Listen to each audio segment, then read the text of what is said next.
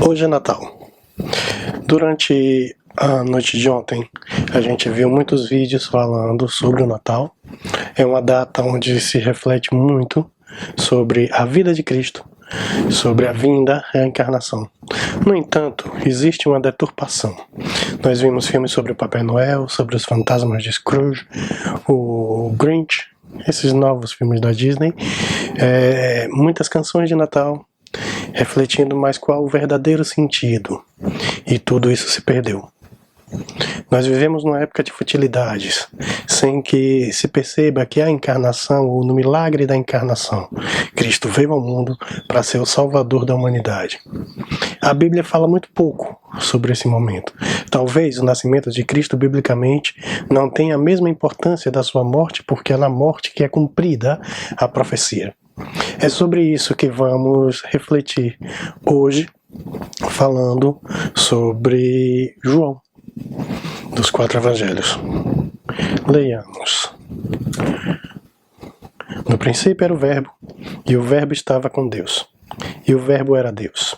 Ele estava no princípio com Deus. Todas as coisas foram feitas por ele, e sem ele nada do que foi feito se fez. Nele estava a vida, e a vida era a luz dos homens. E a luz resplandece nas trevas, e as trevas não a compreenderam. E houve um homem enviado de Deus, cujo nome era João, e este veio para testemunho, para que se testificasse da luz, para que todos crescem nele. Não era ele a luz, mas para que testificassem da luz. Ali estava a luz verdadeira, que iluminava todo homem que vem ao mundo. Enviava ao mundo, e o mundo foi feito por ele, e o mundo não o conheceu. Veio para o que era seu, e os seus não os receberam. Mas a todos quanto receberem, deu-lhes o poder de serem feitos filhos de Deus, aos que creem em seu nome, aos quais não nasceram do sangue, nem da vontade da carne, nem da vontade do homem, mas de Deus. E o Verbo se fez carne, e habitou entre nós. E vimos a sua glória, como a glória do unigênito do Pai, cheio de graça e de verdade. Vamos refletir sobre o que diz João e vamos falar sobre o sentido do Natal.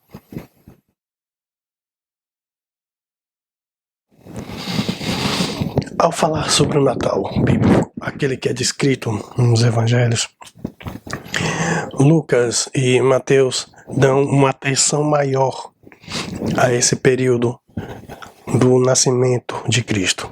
Porém, toda a intensidade sobre a real vinda e o sentido da vinda de Cristo está em João.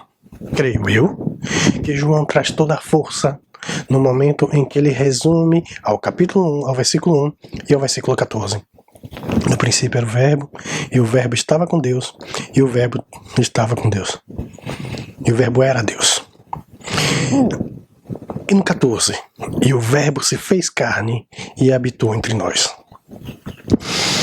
Essa questão do princípio está dizendo que Cristo estava no momento, é onde a gente começa a entender a unidade de Cristo, a trindade sendo representada naquele momento onde o Verbo, a palavra, estava com Deus e também era Deus. E quando ele diz, haja luz e houve luz, e esse foi o primeiro dia, nós percebemos todo o sentido de dizer que aquilo que estava presente na criação saiu de um único momento e de uma única palavra. Ultimamente os cientistas vêm falando sobre a teoria do Big Bang, em que o mundo surge a partir de uma bola de ping-pong, de uma concentração de energia do tamanho de uma bola de ping-pong que explode e dá origem a todo o universo. Eu não vejo problema nenhum em que eu acreditar que havia, no princípio, alguém que deu a ordem para que essa concentração de energia explodisse. Então poderemos entender da seguinte forma: no princípio criou Deus os céus e a terra. Bum! E disse Deus, haja luz, e houve luz. Essa explosão, sem querer casar uma coisa com a outra e dizer que a perspectiva científica casa com a narrativa bíblica, porque eu ainda acho que são coisas diferentes, mas ela está presente no momento em que João diz que nele e por ele foram feitas todas as coisas. Mas vai dizer também que o mundo não conheceu e ele veio. Essa ideia da vinda de Cristo, para aqueles que não o conheceram, que o viram como Deus, assim como Moisés estava lá, assim como Adão estava lá, como Moisés viu posteriormente, esse conhecer não era visível a esse homem que era Cristo. E graças à profecia que foi dada, que se por um homem entrou o pecado no mundo, por um homem também sairia o pecado do mundo. Deus nunca abandonou a humanidade. Talvez esse seja o sentido no Natal, que embora o fato mais importante seja a morte de Cristo, isso todos nós sabemos, que é no momento em que a profecia é cumprida na sua integralidade e a humanidade se reconcilia com Deus, não precisando mais de intermediários, não precisando mais do sangue do Cordeiro, porque Cristo é o próprio Cordeiro, imolado em favor de todos nós. É nesse momento da criação que Deus promete que vai redimir a essa humanidade. Somos herdeiros diretos da queda. Somos copartícipes da queda. Caímos junto quando Adão, que representava todos nós, cai. Mas nós também somos partícipes da graça. Quando Cristo, pela graça, resolve nos libertar do pecado, da maldade. E aquela imagem corrompida do ser humano, aquela imagem de Deus que fica corrompida e que diz que vou ver como um espelho. Isso parece muito distante, indiferente pra gente, porque o espelho reflete exatamente como somos, mas na época que a Bíblia foi escrita, isso não era assim. O espelho era uma chapa de bronze ou de cobre completamente polida, mas ainda que fosse muito polida, dava uma imagem desfocada, distorcida. Assim era a humanidade perante Deus. Somos a imagem e semelhança, mas somos uma imagem desfocada, uma imagem que você não vê exatamente como é. A partir da ressurreição de Cristo, que vai se dar 33 anos depois desse período que estamos retratando, é que isso tudo vai começar, vai ter a mudança total. Saímos do pacto da lei e passamos para o pacto da graça, porque o Cordeiro se fez. E diz também que veio para os seus e os seus não o receberam. Ele foi negado, ele foi humilhado, foi crucificado. E diz também que a todos o quanto receberam, deu-lhes o poder de serem feitos os filhos de Deus. E aquele pacto feito com Abraão, em que a nação de Israel fosse eleita como nação santa, como povo de Deus, ele passasse a não mais representar e fazermos parte da nova Jerusalém, a Israel espiritual, o povo escolhido de Deus, aquele que segue como filhos de Deus. Vamos começar a entender por partes o milagre da encarnação, da vinda de Cristo. E queira Deus que em outros vídeos a gente possa trabalhar melhor como isso veio esse momento da vida de Deus, da vida de Cristo enquanto homem na terra. Bom, no princípio era o Verbo, e o Verbo estava com Deus, e o Verbo era Deus. Mostra toda a divindade de Deus e Cristo, Filho. Mas Cristo até aquele momento não tinha carne. Quando diz que o Verbo se fez carne e habitou entre nós, ele quer dizer que Deus se despe de toda a sua majestade, de toda a sua glória, e vem habitar em perfeito contra o homem. O primeiro princípio do amor é a negação.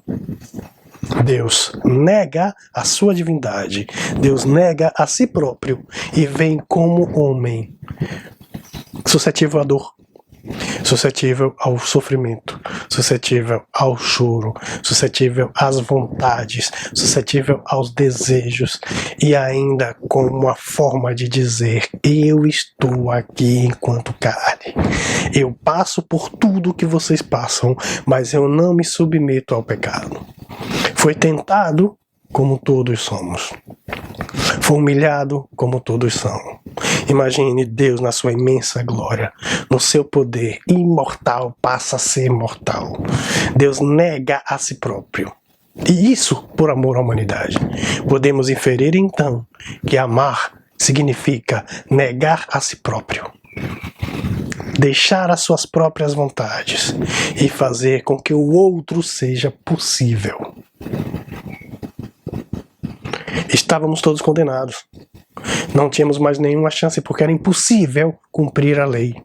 E Paulo vai dizer depois que a letra mata e o espírito vivifica, não na interpretação que se tem hoje, mas a letra mata porque a letra na lei, ela não salva ninguém. Você não vai ser salvo porque cumpriu a lei. Você vai ser punido se não cumprir.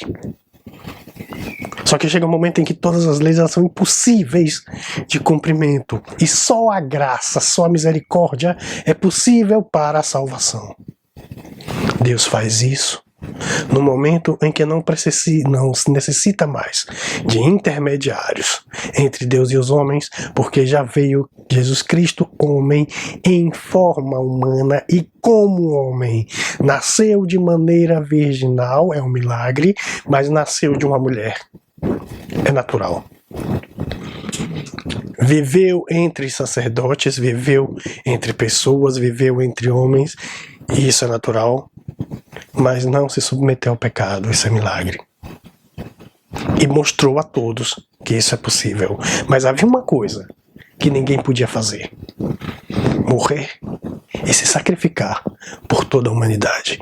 Isso era impossível para um homem normal. Somente Deus, como já havia dito na profecia, poderia fazer tal coisa e se doar pelos culpados e não pelos inocentes. Nós não somos inocentes. Nós precisamos da graça de Deus porque estamos todos condenados ao inferno. Porque a maldição da queda pesa sobre os nossos ombros e somente o sangue do Cordeiro, aquele sem pecado, poderia nos salvar, e isso foi feito para Deus. Havia a ordem no templo, onde as pessoas não poderiam chegar perto de Deus, porque havia um véu que separava o Santo dos Santos, onde somente o sacerdote podia entrar uma vez por ano. E diz a lenda que eles amarravam uma corda na cintura cheia de guizos, porque se o guizo parasse de balançar, de fazer barulho, ele era puxado por uma corda porque havia morrido lá dentro. E agora nós temos livre acesso a esse lugar, nós temos livre acesso a Deus, graças a essa ação do próprio Deus, quando ele nega a sua divindade e vem cá. A segunda coisa que leva a gente a pensar nisso também é que veio para os seus, aqueles que nunca o conheceram. E esses que nunca o conheceram, eles não o recebem, não os aceitam, não nos negam. Isso seria um prenúncio da vida cristã. Cristo não foi aceito. Ele foi humilhado, massacrado, mesmo todos sabendo que nele não havia culpa alguma. Ainda assim, o crucificaram. Em quantos e vários momentos da nossa vida somos assim?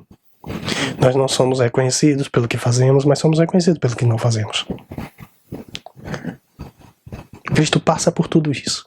Ele sente a dor da negação.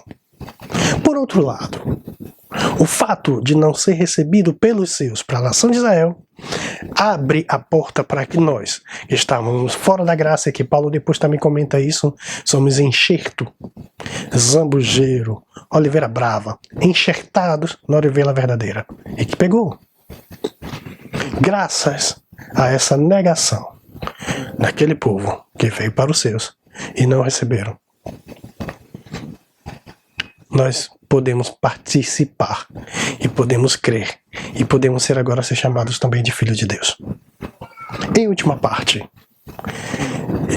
o verbo se fez carne e habitou entre nós. Significa que Cristo teve uma vida cheia de todos os nossos problemas. Ao nascer em Nazaré, que não era uma das maiores cidades de Israel, era uma vila, recentemente foi descoberta. O tamanho da vila era só uma rua, talvez, com mais ou menos 500 pessoas, todo mundo sabia quem era. Isso causa espanto aos próprios moradores, e depois isso vai ser dito em um dos evangelhos.